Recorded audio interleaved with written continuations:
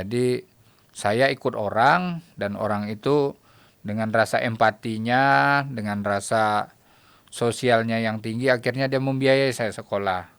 Artinya secara tidak langsung saya sudah membiayai saya sendiri. Orang tersebut bisa menampung saya, bisa menyekolahkan saya, bisa mendidik saya. Di usia 8 tahun yang saya pikir tidak banyak anak yang bisa seperti itu di hari ini ya. Iya. Karena generasi hari ini, mohon maaf, anak saya saja sekarang umur 13 tahun masih tidur dengan saya. Jadi, Si Banja ya. ya, jadi Bung Tommy bisa bayangkan, Ya. saya 8 tahun sudah bisa nyekolahkan saya sendiri. Saya harus pergi dan harus berjuang.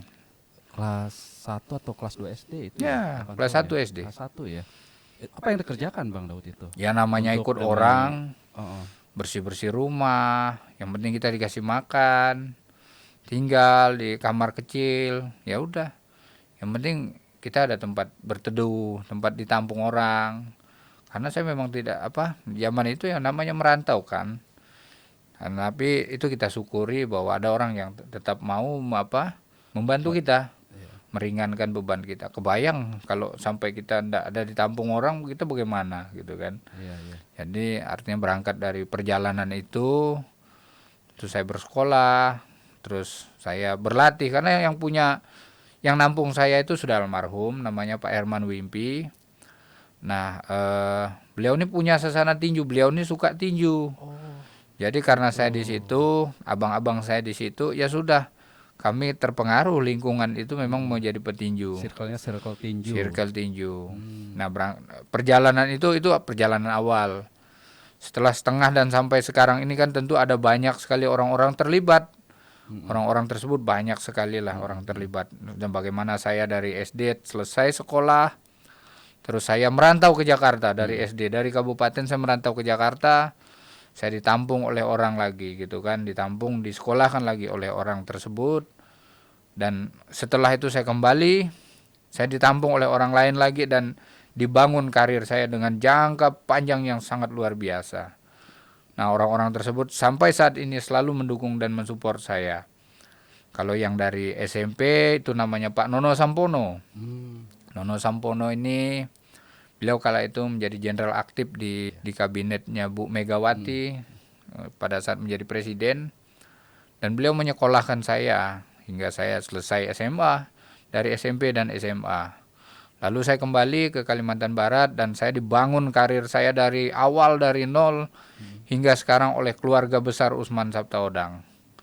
Mulai dari Pak Oso, bapaknya Pak Okto, Pak Usman Sabtaodang, hingga anaknya Pak Raja Sabta Oktohari, hingga sepupunya Pak Okto, Pak Tira, hingga cucunya sekarang Sultan Sabta. Jadi ada panjang sekali cerita perjalanan yang tidak hanya dibangun tentang tinjunya, tapi bahkan politik saya juga dibangun oleh mereka-mereka ini. Luar biasa punya.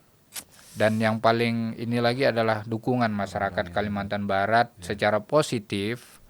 Itu saya lihat memang sangat luar biasa, dan teman-teman di berbagai wilayah, baik itu kepala daerah, baik itu bupati, DPRD, masyarakat, gubernur, itu sangat luar biasa. Sehingga hari ini saya sampai di titik per saat ini saya anggap titik tertinggi saya di karir politik sebagai anggota Dewan DPD RI. Ya. Terus Bang Daud, apa yang sudah diberikan kepada orang tua? Maaf, saya ikut berduka ya. Terima Kemarin kasih. ini ya. Ya. Ayah Bang Daud Bapak itu saya meninggal di usia 83 tahun. Saya kira memang ya sudah waktunya.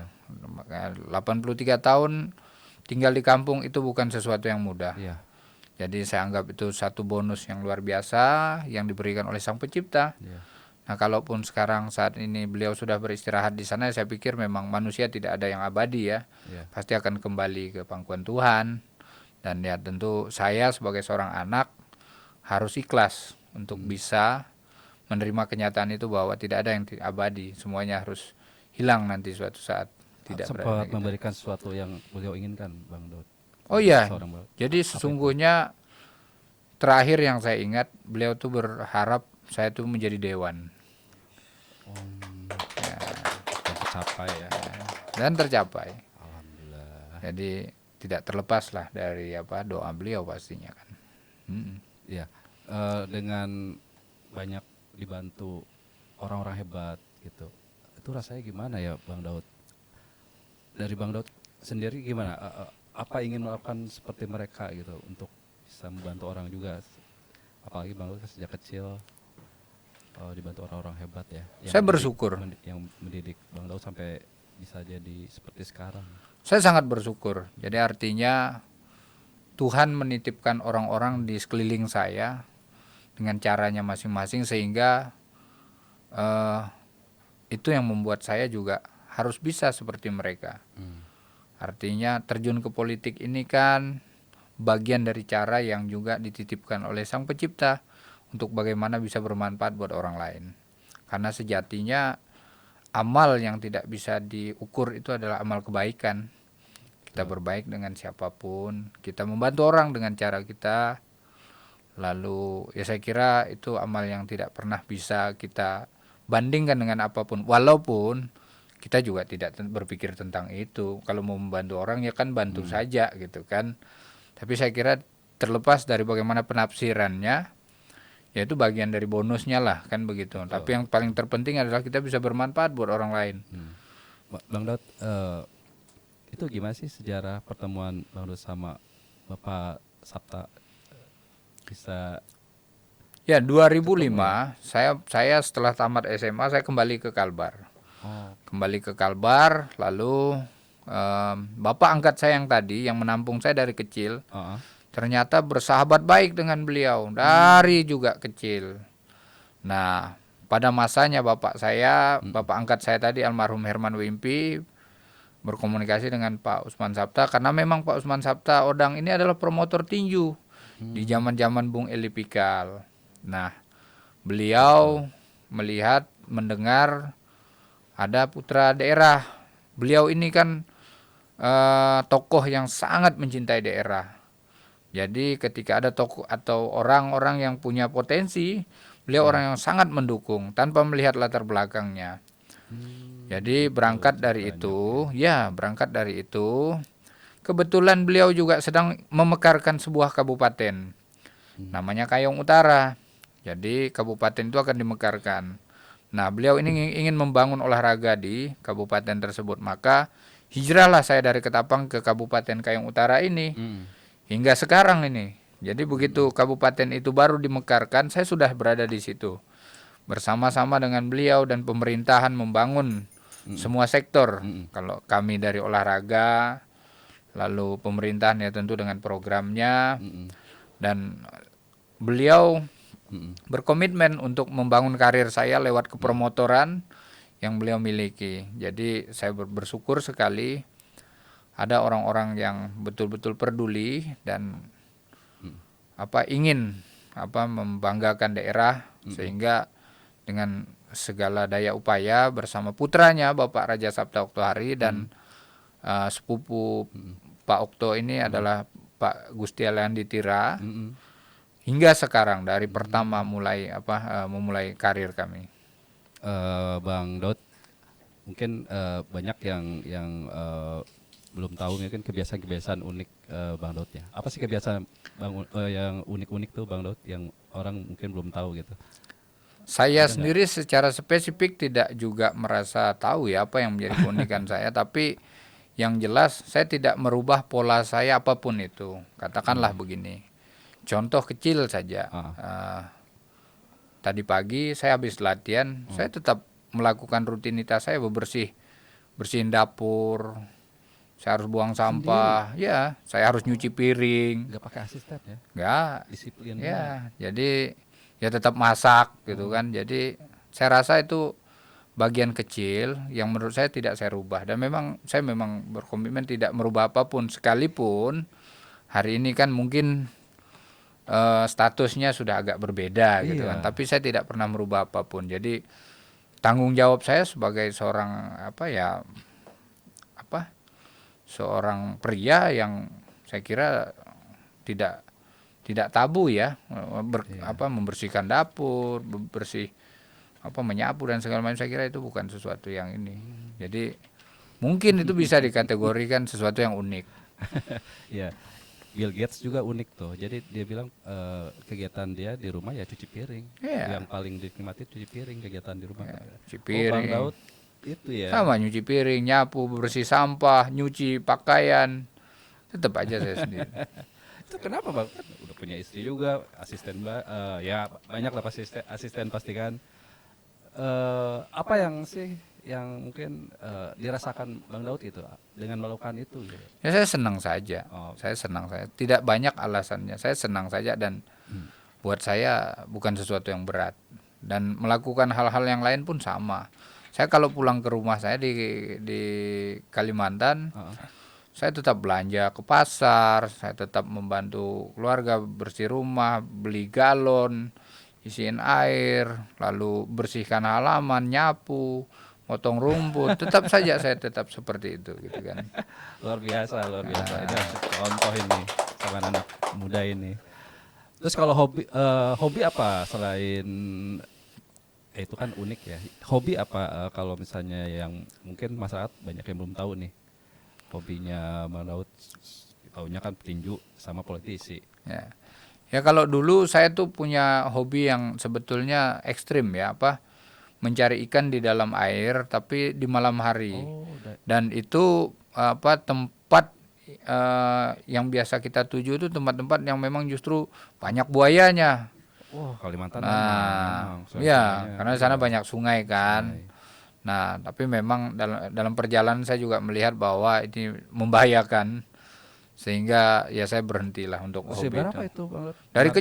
Dari kecil sampai ya 4-5 tahun yang lalu lah baru saya berhenti betul-betul. Baru. Iya. Pas mau masuk politik. Berhentinya pas masuk politik. Iya. Saya pikir SMP atau SMA berhentinya. Malah justru Pas baru masuk politik kemarin karena saya memang melihat terlalu bahaya juga. itu ngambil apa sih Bang Daud? Ikan. Ikan Jadi apa aja itu? banyak kalau di sungai kan ikan apa saja di dalam, dan itu medan-medan yang saya pastikan tidak ada orang yang menjamah. Masyarakat itu tidak berani gitu kan. Tapi memang saya tidak sendiri juga. Kadang berdua, bertiga, tapi yang namanya bahaya kan tidak melihat ramai orang, sedikit orang juga kan. Dan tidak sedikit kami bertemu dengan ya ular besar, buaya, binatang-binatang yang inilah, bahkan kalau yang namanya kura-kura yang sebesar badan kita ini banyak sekali kura-kura. Dan itu dalam sungai bukan yang di laut gitu kan. Jadi betapa hari ini kan sudah sangat sulit kita melihat itu gitu, kecuali kebun binatang ya. Tapi kalau di sana besar-besar meja ini banyak. Dan itu bisa Bang Tommy bayangkan di dalam air dengan bebas kita ini. Bahkan kadang-kadang kita nebeng numpang di belakang badannya gitu kan di dalam air. Bisa tuh, dia lari kan kita ngikut gitu kan. Jadi bisa dibayangkan udah kembali seperti zaman-zaman ya dulu gitu kan. Itu namanya apa itu di kampung apa namanya itu?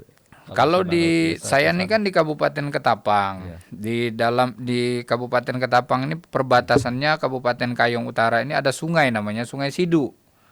Nah, karena yang paling dekat itu saja kan. Sekarang masih alami. Masih alami banget ya. Masih banyak sekali sungai-sungai yang masih alami sekali. Bahkan banyak sungai yang tidak berani orang jamah sampai saat ini karena memang sangat banyak sekali buaya di sana kan.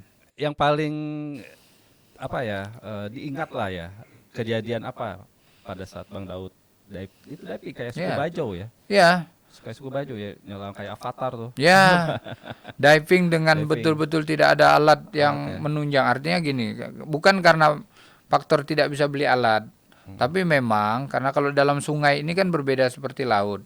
Kalau laut itu cenderung tidak ada pohon, tidak ada kayu-kayu yang menghalangi. Tapi kalau di sungai sudah barang pasti banyak sekali kayu-kayu yang di dalam, sehingga kalau memakai alat yang terlalu ribet, baik itu oksigen dan segala macam, itu justru kita tersangkut di dalam. Nah, jadi kita memang menggunakan alat tradisional, cukup dengan kacamata, senter di sebelah kiri, sebelah kanan itu alat tembak. Nah, di sini kita bikin di samping kiri atau kanan biasanya ikatan untuk nanti ketika kita dapat hasil ikannya gitu kan. Dan itu sungainya kan besar-besar ya, Kalimantan tuh, lebar-lebar kan. Lebar-lebar. Luar biasa. Jadi begitu. Yang paling ketemu buaya di dalam gitu, ketemu ular di dalam sungai? Ketemu sering, hal biasa. Tapi memang apa ya, pada akhirnya saya berpikir ini juga apa bahaya gitu. Kita nggak tahu yang namanya apes kan, yang namanya ini Iya, kan apa bahaya kan, kita nggak tahu gitu. luar biasa. 4 tahun lalu baru baru Iya, berhenti ya. iya, Sekarang mah udah kesibukan seperti ini ya iya udah sulit nggak juga dapat ya. juga. Itu teman-teman di itu apa tetangga Ya, atau tetangga? Oh, ya. iya. Jadi saya punya komunitas juga. Oh, Mereka komunitas. orang-orang yang apa hobi menyelam tradisional itu, dan mereka juga orang-orang yang sangat-sangat berani.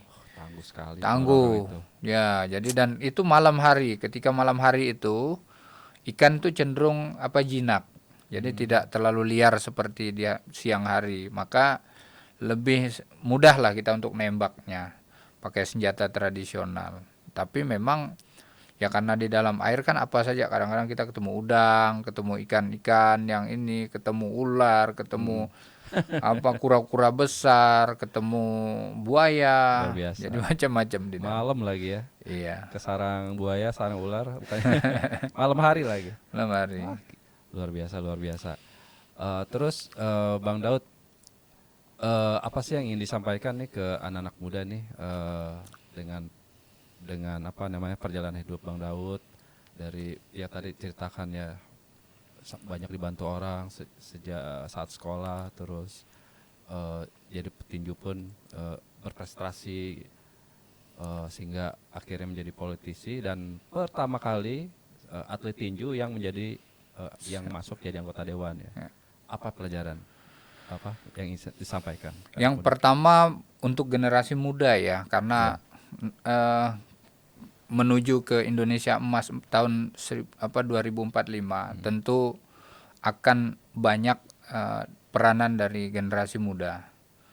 Nah, untuk mempersiapkan itu tentu barangkali anak muda harus punya kepedulian untuk mencari referensi, mencari apa ini apa contoh-contoh Hmm. yang menjadi teladan bagi mereka sehingga ke depan mereka bisa meniru itu. Nah, saya satu di antara mungkin barangkali ya kalau ada yang ingin mencontoh, saya kira ini positif sekali. Apa yang saya lakukan, bagaimana saya berjuang dari kecil, saya sudah merantau, saya sudah survive sekolah sendiri, saya sudah mencari jati diri saya sendiri, dan pada akhirnya dipertemukan dengan orang-orang juga yang sangat-sangat luar biasa, orang-orang yang punya kepedulian sehingga dalam kehidupan saya betul-betul banyak kemudahan yang saya terima hingga saat ini. Jadi anak-anak muda harus punya kemampuan itu. Apalagi hari ini tentu dunia digital itu sudah Ya. sangat banyak membantu. Artinya segala sesuatu bisa kita pelajari dari dunia digital, dari media. Lalu ya tentunya juga saya berharap anak-anak muda ya jauhi narkoba, karena memang apa itu akan merusak masa depan tentunya, dan ya patuh pada orang tua juga tidak kalah pentingnya, karena memang ya orang tua itu apa tentu orang yang pastinya ingin anaknya lebih baik gitu kan. Belajar tentunya itu juga menjadi salah satu kunci supaya ilmu-ilmu yang kita dapat itu bisa menopang kita untuk kedepannya bisa menjadi lebih baik dari keluarga-keluarga kita yang sebelumnya. Hmm. Bang Daud, kalau untuk menjaga kesehatan rutinitas saat bangun pagi sampai tidur apa tuh? Saya kan karena saya sebagai seorang atlet tentu saya tidak lepas dari aktivitas saya latihan.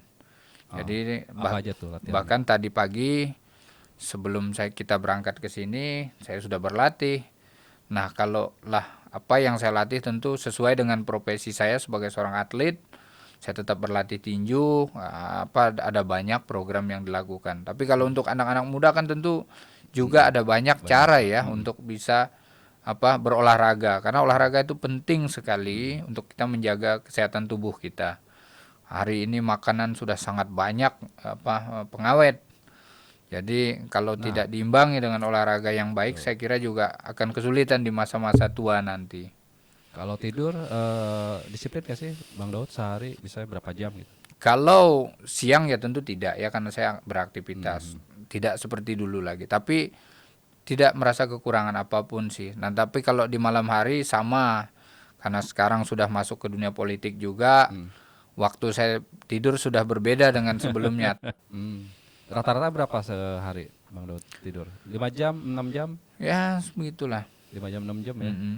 Oh, lumayan ya. Ya lumayan, sehat gitu. Lumayan, lumayan sibuk berarti itu. Iya. Bang Daud, gimana sih rasanya juara dunia 2 kali? Saya kira saya bersyukur satu di Luar antara biasa. dan agak saya koreksi, saya sudah 3 kali jadi 3 juara kali. dunia.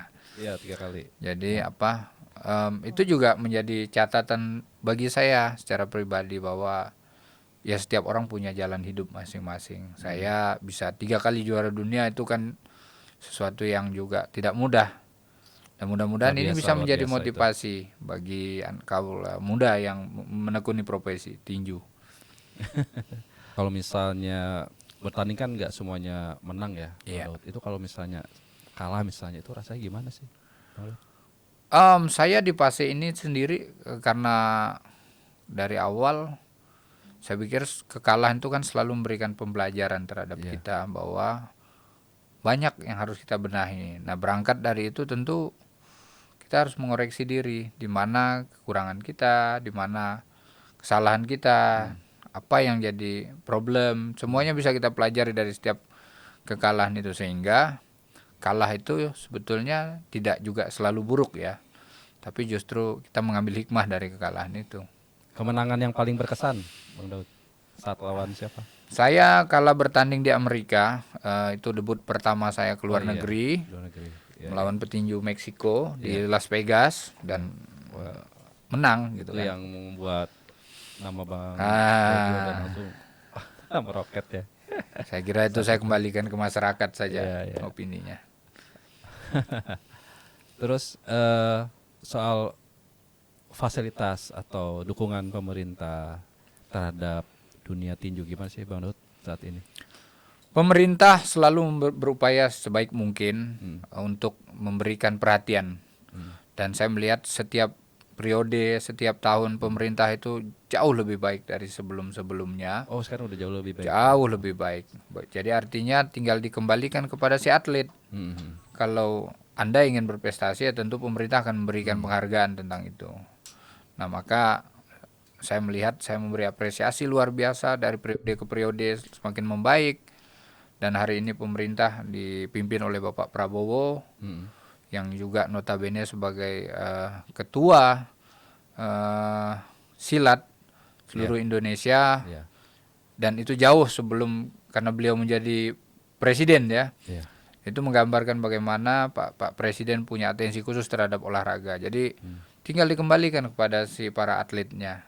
Sejauh mana dia berprestasi, pemerintah akan memberikan dukungan. Kalau bibit-bibit sendiri gimana Pak? Atlet tinju susah nggak sih nyari di Indonesia? Di Indonesia banyak sekali, Banyak ya? bahkan merata di seluruh Indonesia. Sasana-sasana tinju yang dibangun oleh pengurus organisasi olahraga KONI-nya di setiap kabupaten, kota dan provinsi. Jadi banyak sekali bibit-bibit yang kedepannya saya kira punya potensi besar. Ada nggak sih nama-nama calon penerus Bang Daud saat ini? Ada nggak sih? Ada Bung Ongen saat ini, Ongen Saknosiwi yang baru saja menang di beberapa hari yang lalu melawan petinju Thailand kalau tidak salah, menang KO di ronde 3. Bung Ongen ini punya kemampuan yang sangat luar biasa. Dia memiliki rekor yang belum terkalahkan dan saya melihat bahwa dia cikal bakal penerus, dan karena memang dia sudah juara dunia, jadi dia akan kembali lagi untuk bertarung ke level dunia ke depannya. Dan tidak hanya Ongen, ada bahkan keponakan saya, ada Leonardo Jordan yang saya yakini juga dia bisa nanti meneruskan apa yang sudah saya toreh, dan Chris John dan Bung Eli Pikal dan Bung Niko Thomas dan Muhammad Rahman yang sudah mereka toreh juga. Ada Tibo juga, Tibo Monabesa. Okay. Kalau Bang Daud sendiri ada target usia sekian saya mungkin gantung sarung tinju gitu.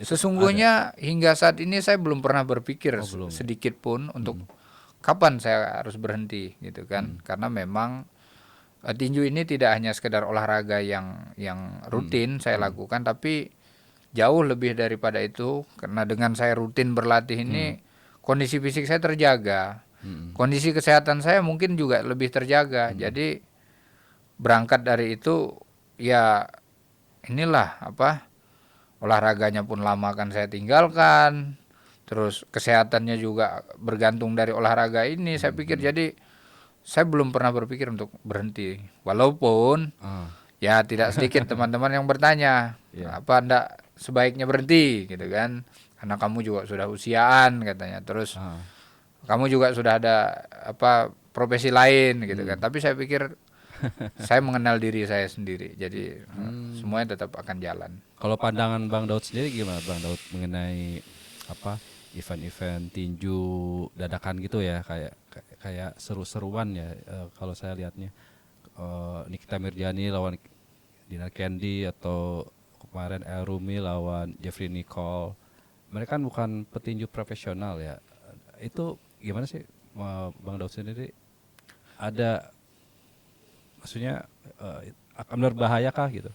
Karena tidak melalui latihan-latihan seorang atlet ya. Gimana tuh? Bagi saya sendiri, saya selalu berpikir positif. Jadi apa yang dilakukan oleh teman-teman entertainment itu influencer dan segala macam, saya kira sangat baik, karena memang itu juga membantu sekali eksistensi tinju.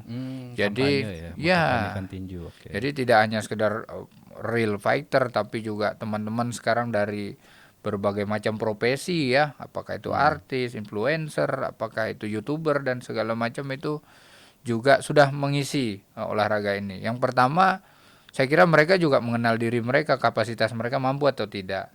Nah, manakala sekarang mereka terjun ke dunia itu, berarti kan mereka memang juga mampu menguasai olahraga tinju, dan saya sangat memberi apresiasi tentang itu. Tentu nanti ke depan ya tidak menutup kemungkinan tinju sekarang bisa dikombin dengan entertain seperti para artis, seperti para influencer dan yang lain-lain. Jadi buat saya sendiri, saya tidak mempermasalahkan itu, dan saya senang mereka juga turut masuk ke dalam dunia olahraga, bahwa ternyata tinju itu seperti ini gitu kan. Jadi paling tidak mereka juga punya pengalaman dan punya cerita juga. Oke Bang Daud, sekian dulu wawancara kita. Oke baik, sekian dulu wawancara dengan Bang Daud, Bapak Senator. Sampai jumpa lagi di podcast FT News berikutnya.